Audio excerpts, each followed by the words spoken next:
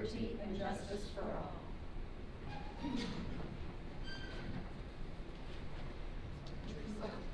For roll call, we have 4 board members present, and Mr. Reed is not with us this evening, but we send him extremely warm wishes as he's on his honeymoon.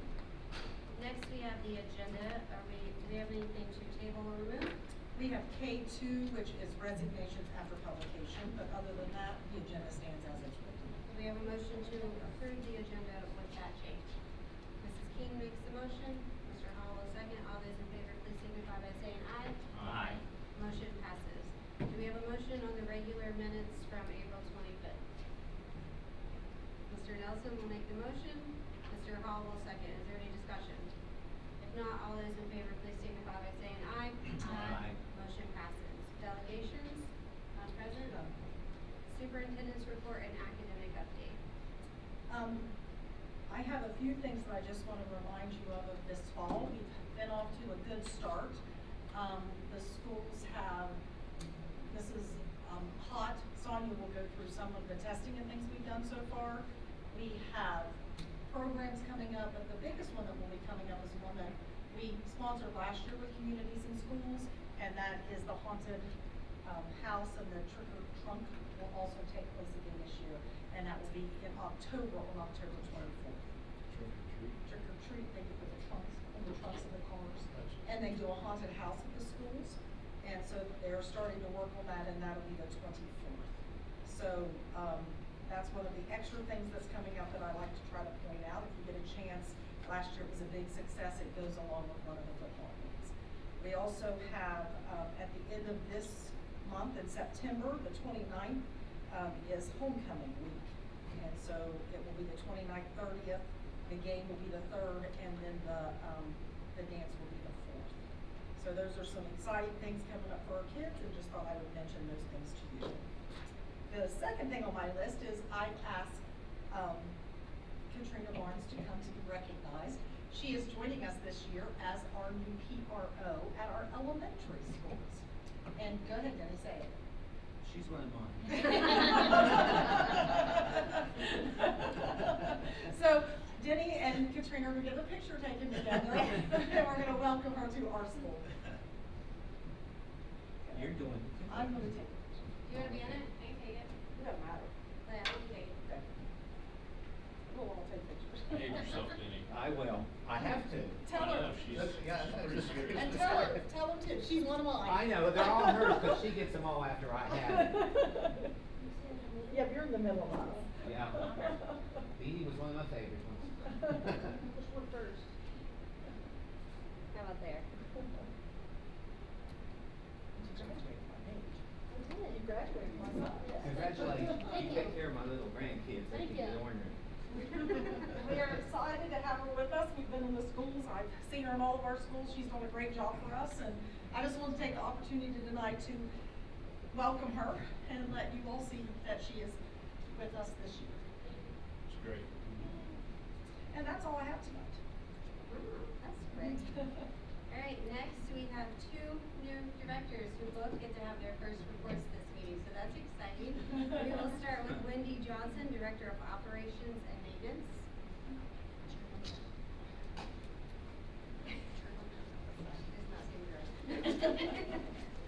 I did ask these 2 to come this evening. They're going to talk about a couple things each in their departments. And if you have lots of questions, you please feel free to ask them, but their answer may be, I'll get back with you, because they may not know yet. So I'm Wendy Johnson. I'm the new Director of Operations and Maintenance. Very excited to be here. Attended a couple of trainings, child nutrition training, procurement training, going to transportation training in a couple of weeks. Just very excited with the new challenges, having a good time. So I'm going to speak to you briefly about the safety entrances that are currently being installed at Harrisville and Cree. The electrician was in Harrisville today working on things to prepare for the window block access that's going to be cut out and installed later this week. Crews are very busy. They're jumping back and forth between the 2 schools, allowing for the glazing contractor, I've learned this is the man who installs glass, to frame up the installations after the framework.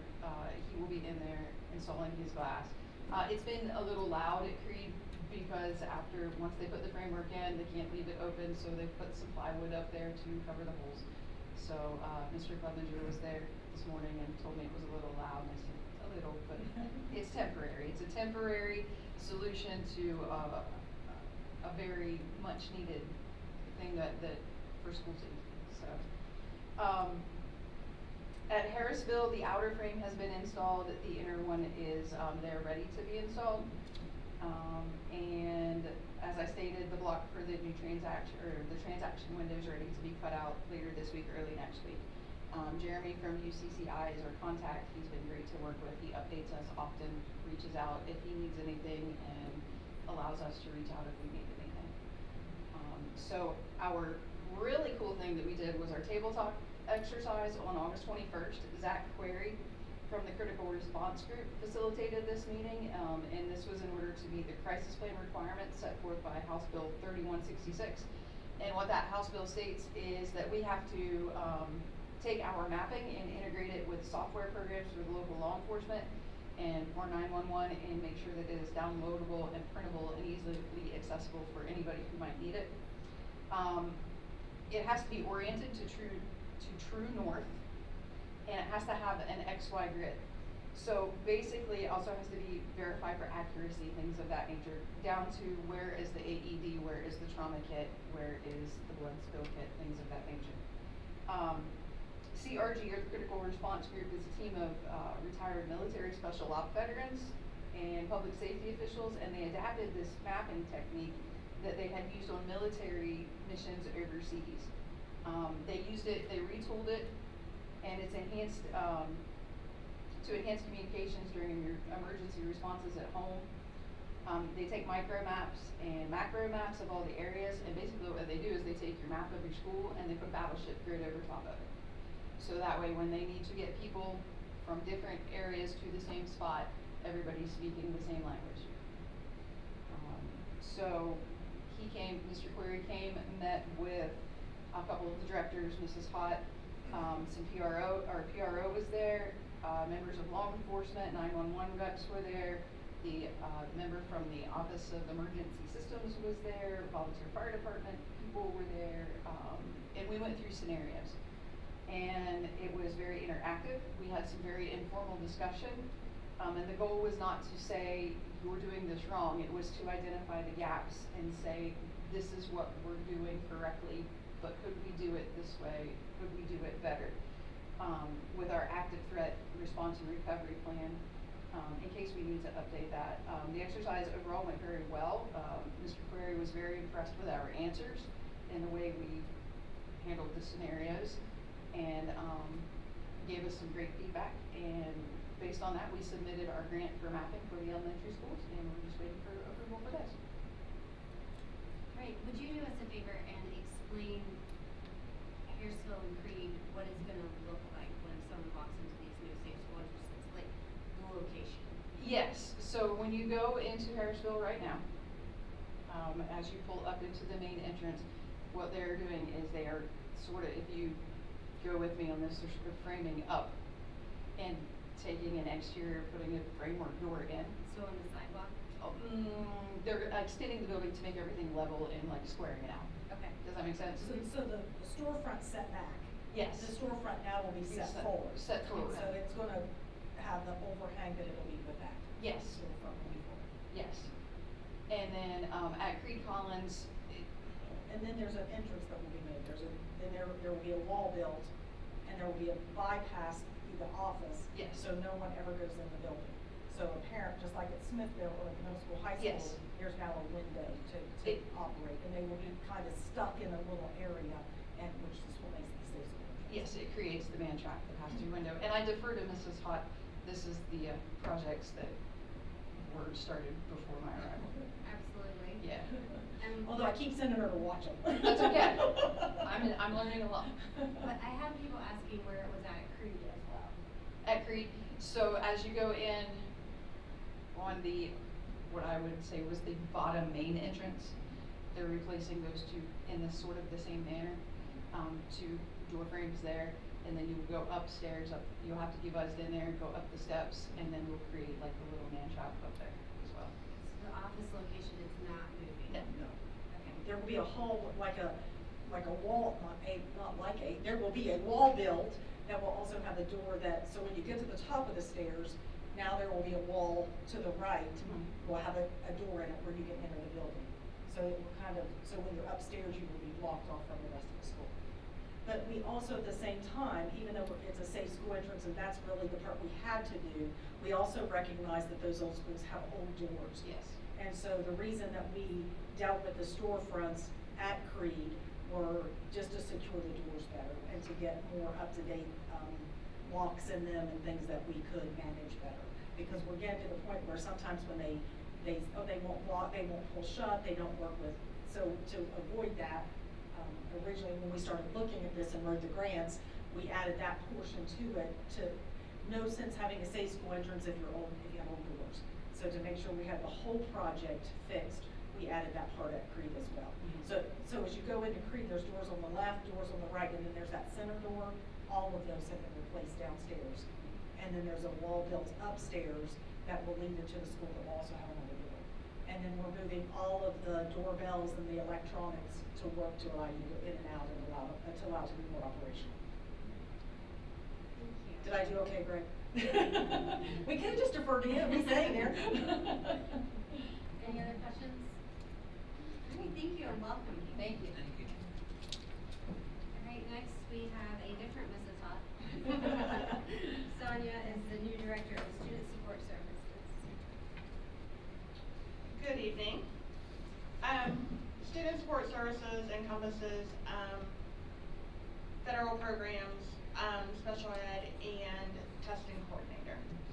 So as one of those, West Virginia House Bill 2499 states that principals who are employed with public schools in this state and county board members shall receive a one-day informational training course in person covering the federal law on the Individuals with Disability Education Act, the least restrictive environment, updated discipline guidance, and parental rights when it comes to due process.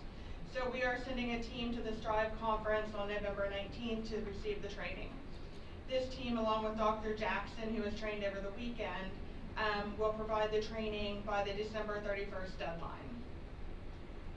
The bill also states in every individualized education program meeting, a representative of the school shall explain to the guardian of the child verbally the process for identifying a student, the parents or guardians, due process rights, teacher protections, and procedural rights as set forth in code, and local advocacy centers, information and points of contact.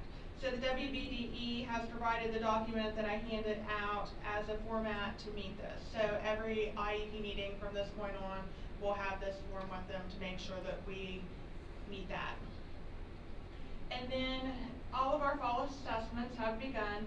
The elementary students completed iReady and Dibbles, while the middle school completed iExcel. The next test will be the PSAT for 9th through 11th grade on October 15th. And the schools are now analyzing the data that they have received and determining the next action steps to meet their strategic plan goals. Any questions? All right, well, thank you very much. Sorry, I had questions for you the first time. I love that one. We are required to have this training by the end of the year, and I did have the opportunity to receive it at the School Board Association meeting. So now all of you will have to be trained at a different time because you're required to have a bike center during first. Fun facts. Can you take credit for that? Can you get credit for that? We'll follow up on that. Yes, please know that you're required to have 12 hours of training now as a board member during the year and not 7 as previously. That was also a change in the legislation. So, yes, you need hours. You need hours. I want credit. All right, next is the consent agenda. We have 13 items on the consent agenda. The first 5 are ones you've seen on the last couple of meetings, just student transfers, a lot of volunteers that we appreciate, and then a couple of procedural things, which are three-step pay increase, as well as the teacher coverage agreements. Number 6 is our agreement with West Virginia Birth to 3 and with their council. 7 through 10 are trips that are either out of state, going out of state, or at least traveling out of state. Upward Bound are two of them, and then FFA and VOAG are the last two. Another annual thing you get at this time of year is an attendance waiver for high school students. And then Olivia McCroskey is a WVUP student studying child development, which will do some hours of observation at Smithville. And then an agreement with Western Governor University regarding field placement for one of their students. I ask that you approve the consent items as stated on the agenda. Okay, the superintendent is recommending that we approve the consent agenda as stipulated on the record. Do we have a motion for approval? Mrs. King makes the motion. Mr. Hall will second. All those in favor, please signify by saying aye. Aye. Motion passes. Next, we have policies. These policies, we ask that you waive the reading and approve. The first one listed is a dual and embedded credit policy. In that policy, the state law requires us to have one. It used to be embedded or within another policy. It has to be written separately. So Mr. Clevenger has been working with the State Department to make sure that we meet the requirements of this policy. So it is not one that needs readings because it is what it is. It's dual credit. It also lists we have to wait to update this annually when we get our list from WVUP of courses that we are doing some dual credit with. Those are listed here as well as their concentrations. And I ask that you approve that policy as stated. The next one is an exemption to compulsory school attendance. This policy has been in effect since 2020. We just, as you know, as part of a chart, we have to review them. This one has been reviewed. Mr. Clevenger also compared it to any state changes. It remains the same. And so we're asked that you approve it because there are no changes, but we did review it. And then the last one, we did just approve this one at the last meeting, and we made a clerical mistake, but it was big enough that I felt like I should bring it back through or bring it to your attention. In one place, we left off maintenance and mechanics, and they should have been listed with bus drivers. And since they're a separate classification, we felt like we needed to clean that up. It doesn't change the policy as it is stated, it just clarifies the group of people that it involves. And it is listed that way in another part of the policy, but number 2, we felt like it needed to be cleaned up, and we added those 2 classifications to that. So I ask that you waive the reading and approve the 3 policies, the new one for the dual and embedded credit, just the review for the second one, and the employee uniforms. All right. The superintendent is recommending we approve the policies as stipulated on the record. Do we have a motion for approval? Oh, Mr. Hall. Any discussion? Mr. Nelson will second, that's right. Now, any discussion? I thought I missed something. Yeah, I was bad. We both did the same thing. All those in favor, please signify by saying aye. Aye. Motion passes. I have been trying to call for like 3 weeks, and she's moved to 12. Yes, so, excuse me. Next, we have personnel. We have 2 resignations. Joshua Carmichael is a substitute cook and Kayla Ireland is a substitute teacher. I ask that you accept those resignations. Do we have a motion for approval? Mrs. Keith makes the motion. Mr. Nelson will second. All those in favor, please signify by saying aye. Aye. Motion passes. K2 is no longer on the agenda. And now we have employments. So Mrs. Wagner has been very busy. As you look at this, it is A through U, and this time of year that is unusual to have that many. But A, B, and C are substitutes, teachers or restricted subs. D and E are permanent professional positions, so A through E are professional positions. Brittany Carpenter will be, as you left, and is going back to the middle school. Brianna Chang will be the kindergarten teacher at Creed. F through P are all service jobs. F through O are substitutes as listed on the agenda, either as substitute aides, custodians, secretaries, mechanics, but we have a number of substitutes that we are filling the positions. The good news is we have people filling the positions. We are so excited that we have sub-custodians and people to list on this agenda. P is a full-time position. Jamie Shriver will be transferring to a grade 1 position. Q and R are both mentor positions. Rayanne Hogan and Christy Haddix will mentor teachers. And then S, T, and U deal with non-paid positions. Cole Walgeman to assist middle school football, Cody Camp to assist at the wrestling, and Tina Nichols to work with the band Color Guard. I ask that you approve all of those as stated on the record. The superintendent is recommending that we approve the employments as stipulated on the record. Do we have a motion for approval? Mr. Hall will make the motion. Mrs. King will second. All those in favor, please signify by saying aye. Aye. Motion passes. And next we have the after-school program. We have 2 more positions to get our after-school program started, and that is Alice Linville, a sub at Harrisville, and Samantha Wagner, a sub at Creek Collins. I ask that you approve those for the after-school program. Do we have a motion for approval? Mr. Nelson will make the motion. Mrs. King will second. You guys never do the same order. You're fine. All those in favor, please signify by saying aye. Aye. Motion passes. How long does the program last? Is it a semester? I can bring you a schedule of next week. It actually begins next week, next Monday, and it's a 4-day program, and it ends right before spring break, but I have a breakdown of the days if you want to see that. That's just, you don't have to, that's just one more. And we work with the elementary principals. The time spring comes, they try, they start fussing, like, you know, going to baseball practice and different things, and so they take it as long as they think it's effective. So Right. we let them guide that. Great. Next, we have a recommendation for an unpaid suspension of a professional employee. I ask that you approve the recommendation to you to ratify an 11-day unpaid suspension of Tracy Monroe, a professional employee at Creek Collins Elementary School. The superintendent is recommending that we approve the recommendation of an 11-day unpaid suspension for Tracy Monroe. Is there a motion for approval? Mrs. King will make the motion. Mr. Nelson will second. All those in favor, please signify by saying aye. Aye. Motion Aye. passes. Next, we have payment of bills in the amount of $257,459.12. Do we have a motion for approval? Mr. Hall makes the motion. Mrs. King will second. Is there any discussion? Not all those in favor, please signify by saying aye. Aye. Motion passes. And next we have supplements. On the supplements, you will have noticed that you have federal supplements as well as state grants that are there. Give me just a second to pull it up.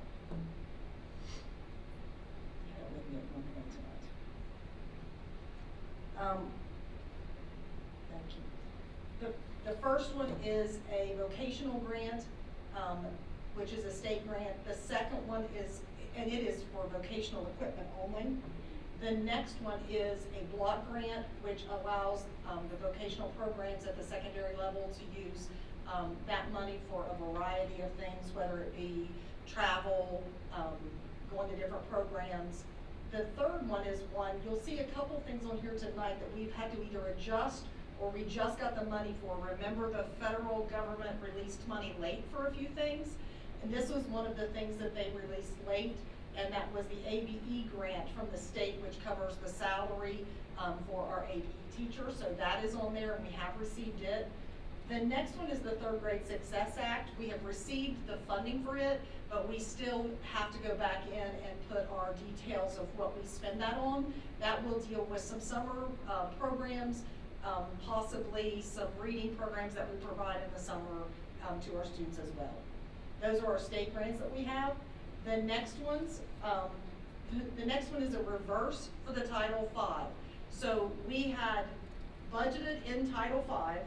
We moved the position that was budgeted there out of Title V, and that's what this shows. Then in a week, you're gonna see us budget it back in to Title V because the money has been released, but we haven't gotten it yet. So we have to reverse it out and to bring it back in. Some of this is stuff we've not had to do in the past, but we have to do now because of the late coming of some federal dollars. And then the next one is for Sonia Hott, which will get to do some mentor training for her position as a special ed director. And the last one is another ABE grant, which is a federal grant, which supplies, helps buy the supplies and things for that program. But those are the supplements and transfer, or the supplements as stated, and that shared with you. The superintendent is recommending these supplements as stipulated on the record. Do we have a motion for approval? Mrs. Keen, is that your finger? All right, Mr. Nelson will make the motion and Mrs. Keen will second. Is there any discussion? Sure. I meant to say this isn't in the supplements, but it deals with federal dollars. I got an email late this afternoon that the grandparent program has been funded and that they will be getting in touch with us, and I know that was a big thing in the community, and I should have told you that in my beginning thing, but got sidetracked. So I just wanted to let you know that it looks like within the next little bit, we'll get that back on track. Do you know how many we have? And I don't know what it means by they're funded, so I'm not really sure, but as soon as I know, I will let you know. Wonderful. Okay. All right, all those in favor, please signify by saying aye. Aye. Motion passes. Next, I have a request for an executive session to discuss a construction project. Do we have a motion to enter into executive session at 6:26 PM? Mr. Hall will make the motion. Mrs. King will second. All those in favor, please signify by saying aye. Aye. We will enter into executive session.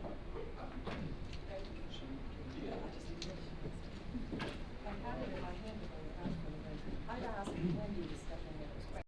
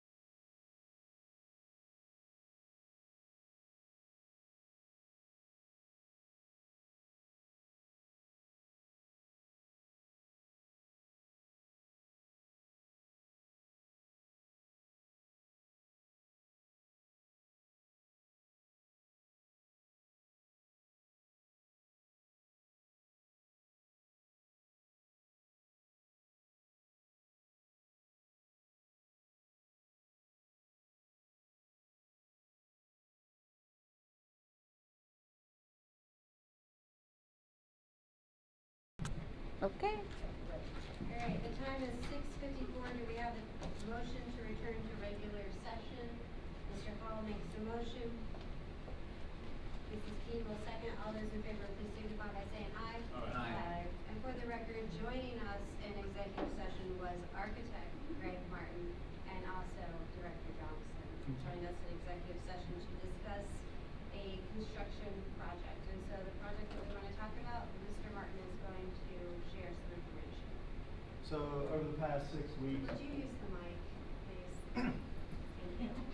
so over the past 6 weeks, we've been Can working you on make sure it's construction. on? One more time. This has got to. Bottom. Please go this way. It's okay. Opening? Letting shoot it. The red light here now. And the red light's. Good job. Over the past 6 weeks, we have been preparing construction documents for the replacement of your existing transportation building. We have, after previous project, we determined that the existing building had structural issues. So we had discussed multiple options and concluded that it was best to remove the existing building and come up with a new footprint, slightly different footprint from what was there. The documents that we are presenting tonight or presented tonight are the documents that will be 100% complete by the end of this week. And it is a new masonry replacement transportation building that will be sitting on the same location of the existing one. So we will demolish the existing building all the way down to the concrete slab, take it completely out, build in a new foundation, new concrete floor, and then new masonry walls up to bearing. We will have wood trusses spanning the full structure. On the back portion of the building, we will have an office, some restrooms, storage rooms, and a lounge area for the bus drivers. And then above that will be a mezzanine area that will be used for storage. We are converting the amount of doors down from 4 at the existing structure down to 3. We've relocated floor drains appropriately. The 2 restrooms that are provided as part of the design will be ADA compliant, accessible from 2 different locations. As part of the new project, we will be putting in a oil and water separator that was not there previously. So we will be updating your facility, and once we have our documents complete by the end of the week, we have already worked with Ms. Hott and set up advertisement dates, and we'll be advertising this project next week. Do we have any questions to follow up about the presentation tonight? What is the expected pre-bid date? The expected pre-bid date is September 26th, I believe. And then we will be having the bid opening on October 10th, which will be prior to your one of your board meetings in October. And we will hopefully have the project to where we can have a pending approval at that board meeting. So then plan is that maybe at October 13th, we can proceed with choosing, Awarding. awarding a Yeah. contractor? Yeah, so And- if the project comes in budget as we're expecting it to be, then we will be able to have a low bidder at that board meeting. You would then award the low bidder pending that the bids have been submitted properly. And then once we have that all together, a signed contract between Ritchie County Schools and the successful contractor will be issued.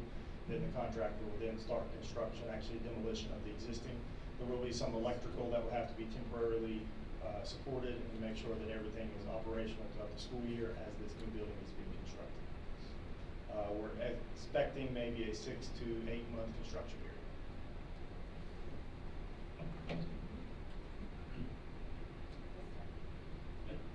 I think it's important to say to the public that, all of us went up and laid eyes on the current building, and it definitely had to be replaced.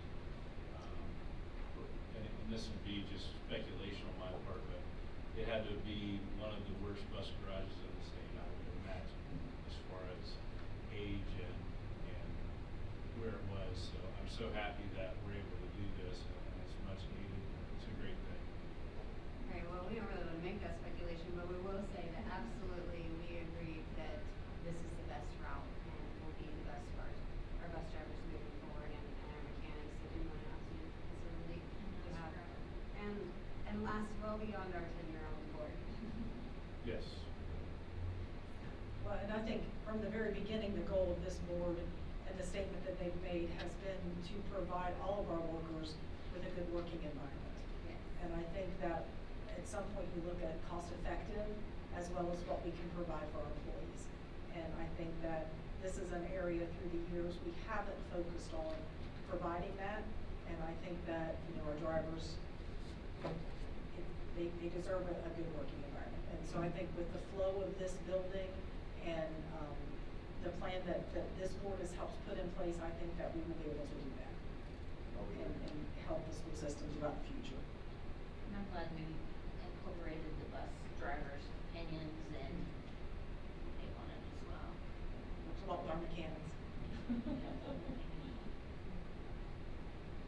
Well, thank you. We are very excited to move forward with this project. I don't believe we have to take action today because we already had taken action at a previous meeting to go ahead and proceed once your drawings were ready. So thank you for coming tonight and giving that update. Stand by and I'll get you voted on. All right, thank you. Not this. Do that. And you just wait.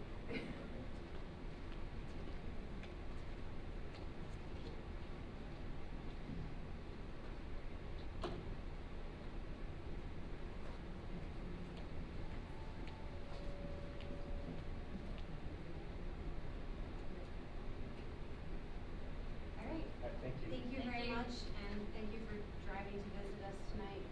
No problem. You know, it'll go off on its own, don't worry. It has a mind of its It own. stays off. It's troublesome.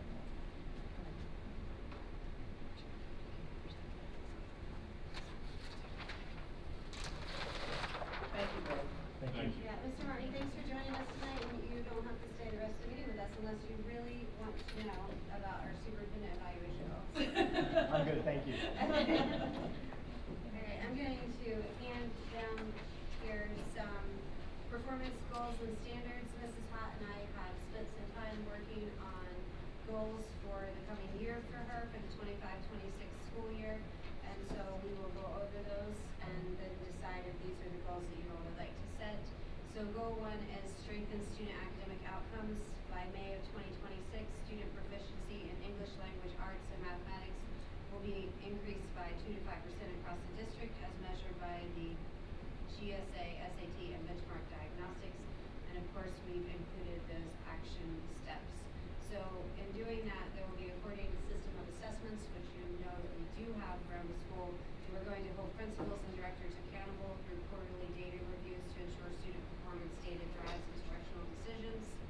We'll align professional learning resources to support effective instructional strategies and personalized learning, establish a district-wide framework for attendance and student support, setting clear expectations for principals and directors, and monitor attendance and climate behavior data monthly with district leadership reporting progress to the board biannually.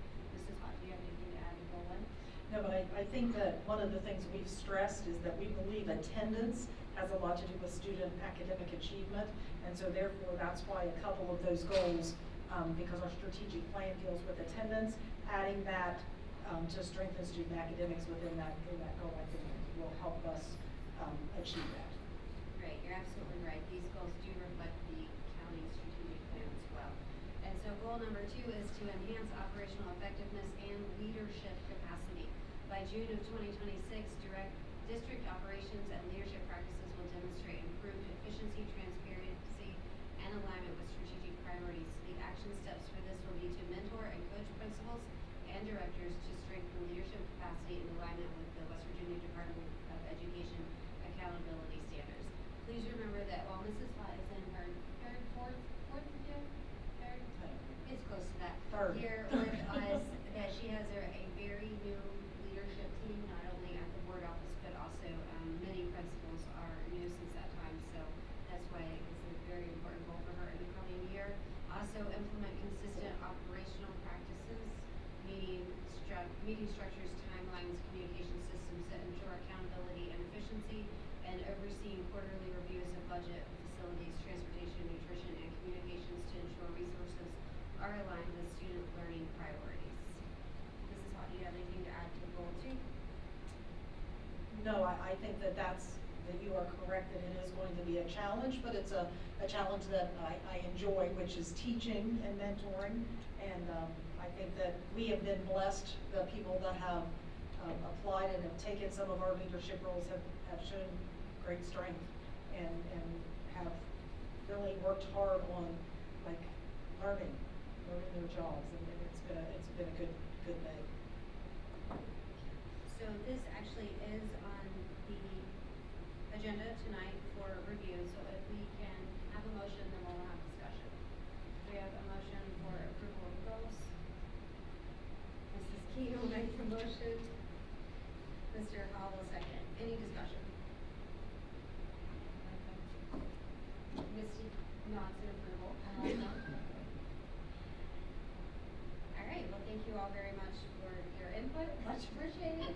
And Mrs. Hott and I will then sign that these are going to be her goals for the following year, which she will report out if we vote in favor. All approved, say aye. Aye. Motion passes. Next, we have request for agenda items for the next board meeting. From our meeting in there, we'll know October 13th, we will have that. All right, and then for board member committee reports, unfortunately for you, I have a committee report tonight, and it will be based on my time this weekend at the School Board Association meeting. There's 1 hour-long presentation that I'm going to give you the snippet version of, so I've also given you the PowerPoint for it. It was one that actually the state legislature encouraged that we have at the School Board Association training. It was called Staying Within the Lines, Legal Boundaries and Risks for Board of Education Members. And the State Board of Education president also addressed us as part of this delegation, speaking specifically about reasons why so many boards across the state have been taken over by the State Department and telling us that we should not be in that position. So they gave us some guidelines. This presentation was provided by Bowles Rice, and 3 of their attorneys presented. And so, number 1, they reminded us that we are board members, we are not administrators. So the caution there was the board can only ask the superintendent to do something else. It is not our position to walk into a school and tell other employees what to do. And a reminder, as we've all been trained from the very beginning, that we are a board when we are together, and we are not a board as one member individually. They started out though with the question that's, they said the proper question is not, is there a law that says I can't, but instead, is there a law that says you can? And so it was an interesting way to frame the discussion that we were about to have. Again, I'm not going to give you the hour-long version with many stories. Number 2 they talked about was we empower and support our CEO and the administration. We do not undermine their authority. So as you can see, the comments that I've added as they talked about it, we should reinforce the superintendent and remember that our role is governance and not management. Questions and concerns should flow through a superintendent and not around the superintendent or the words that they were sharing with us. When leadership is strong, our schools and communities can be strong, so we should speak with one voice publicly, and we should always model professionalism. And they did show us snippets of boards that were not modeling professionalism, and it was very entertaining. So number 3, if you turn, is we act as a board and not as individuals, which is very similar to the other one. We are a corporate organization, and they talked about the fact that when you look at court documents over time and you see so-and-so sued this board and you look back at litigation, you see that it was always against the board, and so they talked about that being there before us and it will be there after us. There will be a Ritchie County Board of Education. There has been for a long time, so it's not just the 5 members that currently get to serve, and that our opportunity to speak is through a vote of the members. They were very, very intense on telling us that we are not to be doing our own investigations on any situation that occurs inside a school system, because they have seen it's one of the reasons why school boards get taken over in the state. And they said that if you falter in that, you could be one Facebook post away from chaos in your county.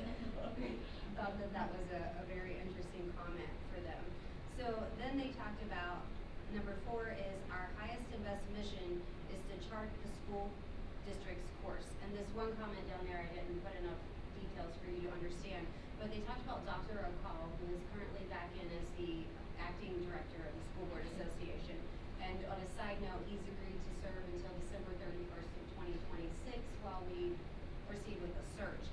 But his doctorate research was on the time spent in a meeting on the mission of the school district and making sure that they were staying on course.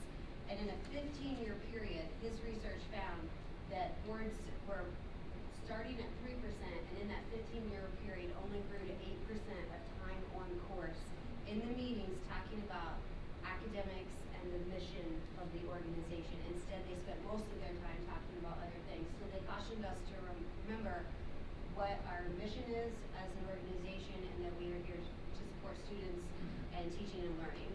And so they said that we can do that by charting a course which appropriates monies in the right places, which I thought it was interesting that the goals from tonight show that we're looking at making sure we allocate resources to allow these goals to be accomplished, that we're acquiring the right talent, that we do establish goals, and that we create a plan and follow it, and that we continue to go back to that plan.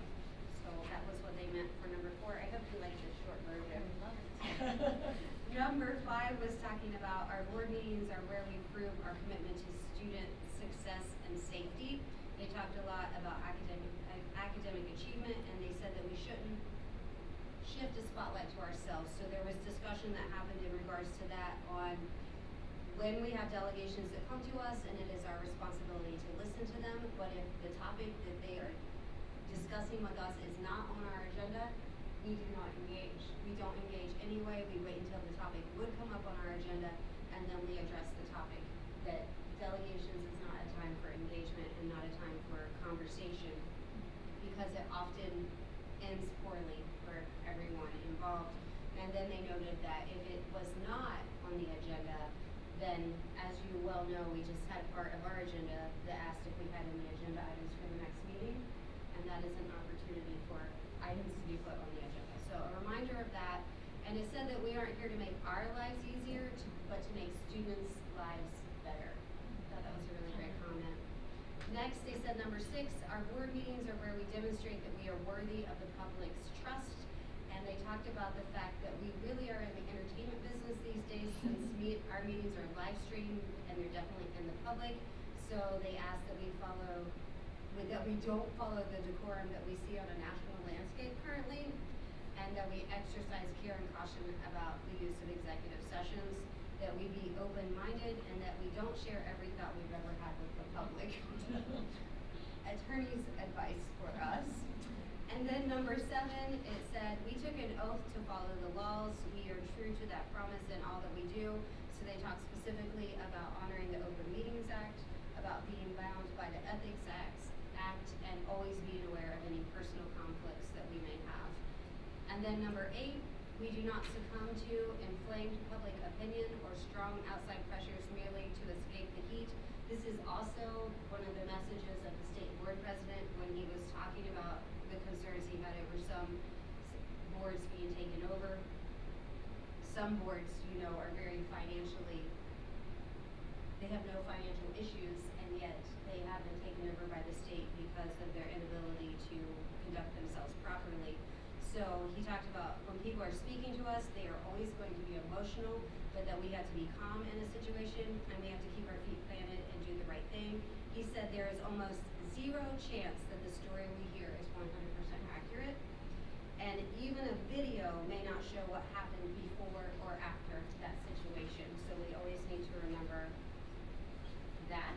And finally, as we're moving on, number 9 was we move with caution and red flag legal areas, and anything that can result in a lawsuit or grievance, specifically competitive bidding or other things like that, we should seek advice. And then finally, number 10, there could be serious consequences when we ignore the first 9 points. And Open Meetings Act violations and state board interdiction can result from us not staying in our lanes. And so they asked that we share that with those who weren't present. They had a lot of that throughout the scenarios that we had, and then we had another discussion and a training that was very similar on decorum and professionalism, and that was presented by Jeff Kelly, who is the he's in the accountability, he oversees the accountability office for the state, and he talked about fostering respect, professionalism, and collaboration. I will have to tell you though, that as soon as he was finished with his hour-long presentation, even though we'd already had a previous hour-long presentation telling us to stay in our lane, this is just a fun fact for you. One board member from a county that has been taken over by the state decided to approach the mic anyway and ask him an unprofessional question in front of 300 people. And I thought, wow. Okay. Read the room. I'm not sure if he just listened to that, but Mr. Kelly handled it very well and told them, lucky for you, I will be visiting your county this week and we can talk then. So it was very interesting and I miss you guys. Any questions? So I can't mention garbage? No. No, Jenny. There, same as that guy. Read the room. I'm pretty sure you can, she didn't say that. Well, that's what I thought. So No, my there's one thing- question was, There's one- it's not whether or not you can't do it, but is there Should you? anything that says you can? That's Or right. should you? Right. Did you have a real question? Well, I just have a comment about the one where we can't discuss when a delegation or an individual comes in. And I think I remember you've explained that to them, but I know in past times, they feel like, or they go out saying that we didn't even care enough to answer or to ask. So whenever they do come, and I Sure, do we can remember. make a you- statement before they start talking Yes, to remind them that unless an item is on our agenda, that Right. we can't So that they can, address it. yeah. We can make that part of our practice, Yeah. absolutely. So, anyway, very interesting. Thank you for sharing that. My pleasure. I sat through many hours of training over the weekend, but that's one that they asked that we share sooner. And then again, House Bill 2499, we had a presentation on that, and April, I believe that we can do a training. It will have to be more like 45 to 50 minutes at a future board meeting to share that information with you. So that is all on,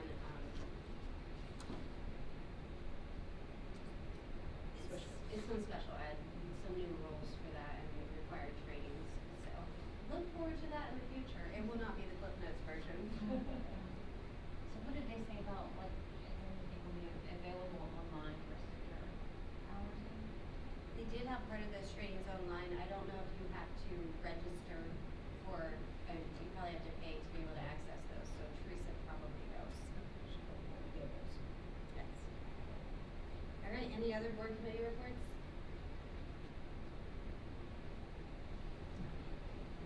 Then our next meeting will be held Monday, September 22nd at 6 p.m. The time is 7:17. Do we have a motion for adjournment? Mr. Hall makes the motion. Do we have a second? Mr. Nelson will second. All those in favor, please signify by saying aye. Aye. We're adjourned.